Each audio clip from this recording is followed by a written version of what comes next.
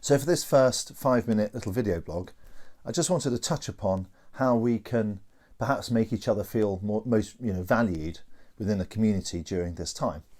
Now, I know that when we feel valued, and it's good for all of our well-being, isn't it? And especially, I think, if you're struggling from some form of mental health concern, or your well-being is not quite what it usually is.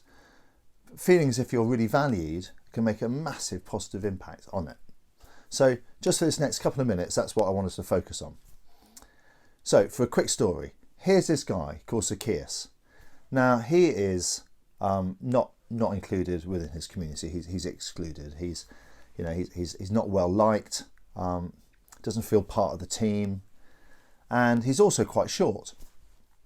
So if there's a big crowd going on, if there's a football game and he wanted to see it, or he wouldn't be stood at the front because he wouldn't be able to see through the crowds. He'd be right up at the back, at the back of the stands, so he could get a good view. Now, obviously, in those days they didn't have football stadiums, so what he used to do was climb a tree, and from the top of the tree he could then see everything that was going on. So anyway, one day Jesus is walking to Jericho, and he stops under this tree. And I'm sure people are thinking, why have you stopped, Jesus? And he looks up, and he sees Zacchaeus. And he looks at Zacchaeus in the eyes, and he says to him, Zacchaeus, come down from the tree. I'm going to come and eat with you tonight in your home. Now, I'm sure that was, the first time probably that anyone had asked Zacchaeus for a long time to come and eat with him. It was such an honour for someone to come and eat with you in your home. It just demonstrated, so much value in the person. So there are three things I think that I've certainly over in life got from that story that might help all of us. The first one is simply this. When I was in Africa a while ago, I learnt this little phrase. So when you greeted someone, you said "Sawubona," "Sawubona," and that basically meant I see you, but in a really deeply significant kind of way. You're saying that you really value the person. And then the response from the person was "Ingona," which basically means I'm here, but that you, by recognising me, you have brought me into existence, or you have brought me into life. So there's that lovely little exchange. I see you, and as a result of someone saying I see you, the other person saying, well, by demonstrating that you value me, that you see me, you have brought me into life. You brought me to life. You brought me into existence. I think it's really important, during this time that well, certainly I'm trying to, just in my own little way, try to connect with people a little bit more than I used to. Some people, in this village who I've walked past quite often in the last couple of, year and a half or so, and I don't even know their name. Now, that's usually because I've got my kids behind me and I'm rushing to school and I just don't have the time. And what I was thinking out of this was, well, maybe, what if we simply just took the effort to ask people what their name is, or just take that little bit of time to connect with them in the way that Jesus did with Zacchaeus, and in the Zulu language they do, by really trying to attempt to have a deeper connection with each other. What if we had this time where we actually made deep connections, even with social distancing? We attempted to have really deep connections with each other, whereas before, when we didn't have so much time, we couldn't. I think it would be amazing. Now the second one is a funny one, because as I was sitting thinking about this, I then got a Skype call. FaceTime call from somebody who I hadn't spoken to for about 4 years. And my first reaction was, oh, for goodness sake, I'm sitting on my iPad typing away, thinking about what I'm going to say, and this is kind of woo woo woo woo. And I think probably because I was sitting thinking about this very thing, I answered it. And I then had a 45-minute conversation with somebody who at that moment really needed a conversation with someone. Now, as I said, I hadn't maybe I was the 25th person they'd rung, maybe more.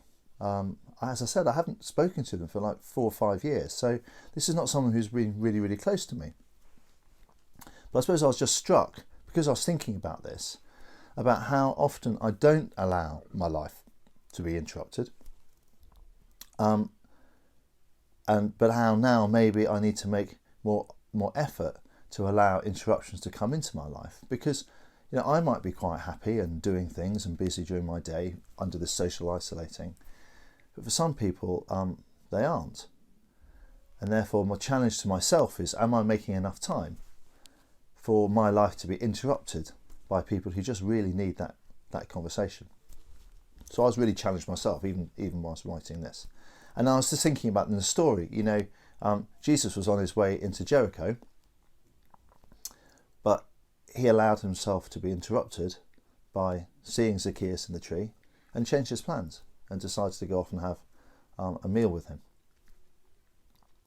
And the third one is this, that during this last couple of 2 or 3 weeks, there have been opportunities for me to have help in what I'm doing. People have offered me help. So if I've been, doing something and people have found out about it or know about it, they say, "Oh, can I help you with that?" And I've got to be honest, my first response is to say, "Oh no, I'm all right, thanks. I'm fine." Because sometimes it's a bit easier if you just do it yourself, because you can just, make your own time doing it, and But actually, by involving other people, by making space for other people to be involved in things that you're doing, that is valuing the input, valuing what they can bring to your life and to the community. And in the same way as Jesus went to eat with Zacchaeus when most other people wouldn't have done, and he was kind of placing a value on him that maybe other people hadn't.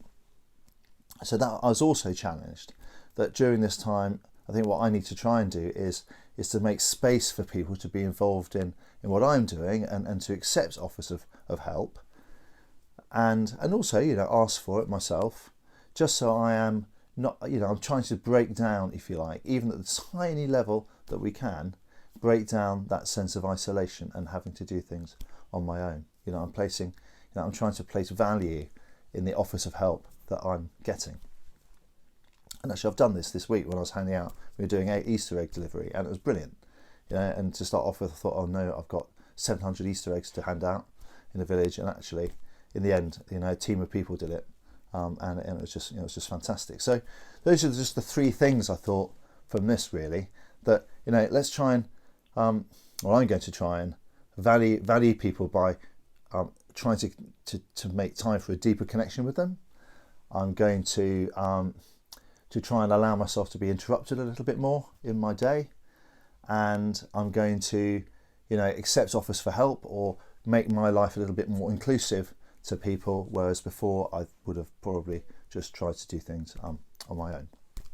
So those are the 3 simple tools, I think, to try and make sure that everyone in our community feels as if they're valued as part of that community. Thanks a lot.